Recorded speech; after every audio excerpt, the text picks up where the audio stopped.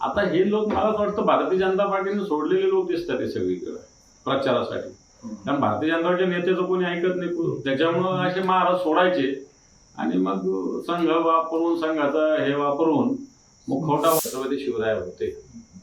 म्हणून मला असं वाटतं हे जे संजय गायकवाड वाचाळ व्यक्ती त्याचं फार सिरियसली आपण घेऊ नये असं मला तरी वाटतं. सॉरी, बागेश्वर धाम महाराज बोलले की छत्रपती शिवाजी महाराज थकले होते. मला असं वाटतं बागेश्वर धाम कोणाची चापलुसी करतायत हे सगळ्या हिंदुस्थानाला माहिती आहे.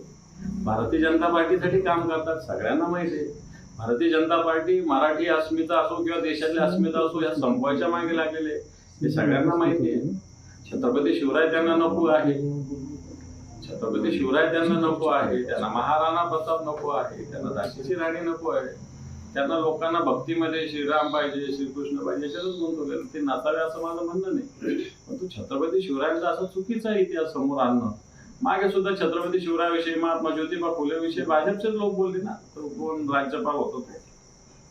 म्हणून बागेश्वर धाम यांनी महाराज म्हणून राहावं, अध्यात्माचा प्रचार करावा, राजकारणात पडू नये. मला असं वाटतं राजकीय प्रचार करणाऱ्या बागेश्वर धामच्या प्रवचनाला कोणी जाऊच नाही.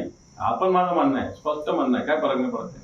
निरोप पण असे म्हटले की बागेश्वर बाबा आहेत त्यांनी छत्रपती शिवाजी महाराजांच्या इतिहासावर जेव्हा बोलत होते तेव्हा राज्याच्या मुख्यमंत्र्यांनी त्यांना थांबवायला पाहिजे होतं किंवा सरसंघचालकांनी त्यांना रोखायला हवं होतं.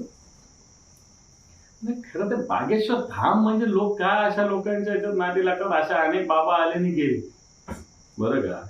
आता हे लोक मला असं वाटतं भारतीय जनता पार्टीने सोडलेले लोक दिसतात हे सगळीकडे प्रचारासाठी. कारण भारतीय जनता पार्टीच्या नेत्याचं कोणी ऐकत नाही. त्याच्यामुळं असे महाराज सोडायचे आणि मग संघ वापरून संघाचा हे वापरून मुखवटा वापरून मतं घ्यायचे अशा पद्धतीनं सुरू झाले. आता शरद पवार साहेब म्हणले कित्येक वारकरी संप्रदायामध्ये प्रत्येक आम्ही घुसले ना.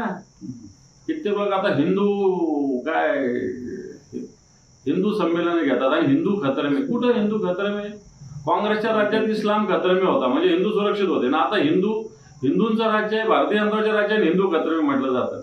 म्हणून मला असं वाटतं विकास वगैरे हे विषय होऊ शकत नाही यांच्याकडून. म्हणून अशा पद्धतीने धर्माच्या नावावर राजकारण करण्याचं काम भारतीय जनता पार्टी अशा महाराजांना पुढे करून करते.